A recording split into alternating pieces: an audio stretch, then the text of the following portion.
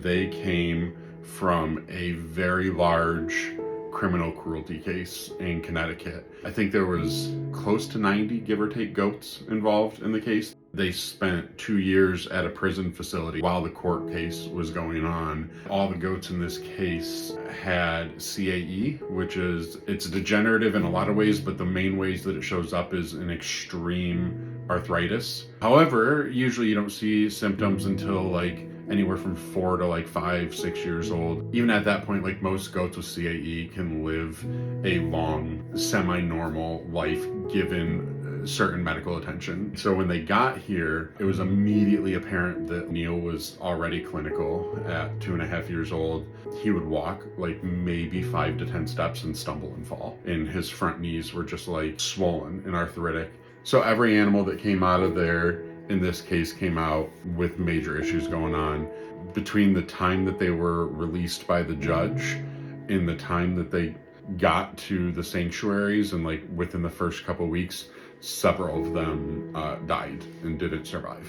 And the rest of them, I would say probably 75 to 80% of them, shockingly bad condition for being in state custody for 2 years. So almost all of them were underweight. Neil and Elliot were skin and bones. Like they were emaciated. They almost died. So we immediately had to put them into treatment. Our immediate concern was like getting them to a healthy weight so that their body could handle any other treatment that we needed to do. During that time, you know, they were in our quarantine yard, which is not tiny, but it's a smaller space. So we're able to observe them and kind of watch. And that was when we really realized how bad Neil's front legs were. So we came up with a treatment plan. We initially started with mild pain management. It didn't undo anything. It just kind of prevented it from getting worse.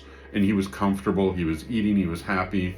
When they moved in with the rest of our herd into a larger space, that was when we really noticed how it was affecting his quality of life. And so that is when we actually started doing injections. So it's incredibly expensive.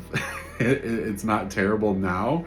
When you start him off, you have to start him on a super high dose and then taper down. So like he was getting 2 injections a week for several months, and then you taper it down. And eventually the goal is to get him down to 1 injection a month. However, his is so severe, we have only ever gotten him down to every other week, which is fine because it worked. He really quickly assimilated with the other goats and was just part of the herd. Shortly after that is when we saw the shift. Like it almost came out of nowhere. Like after months of losing hope that the meds were going to work and give him any chance at quality of life, and having all these conversations about that of like, at what point is it not fair to him to put him through this? Almost out of nowhere, he just shifted, and like all of a sudden it was like, hey, Neil's not stumbling. I haven't seen Neil stumble in a while, you know, like it went from that to like, Neil just ran across the yard, you know, and like these little moments that like, I never in a million years would have thought that we would see this go the way he is now. He finally started like leaping and jumping and like prancing and doing all the playful goat things that we were excited just to see him walk 10 feet without stumbling and falling. But we know at some point he won't be okay. You know, like the CAE isn't cured. It's not gone away.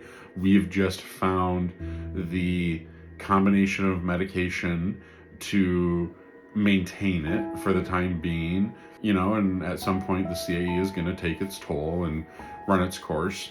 Ideally though, we're able to get years and years before that happens.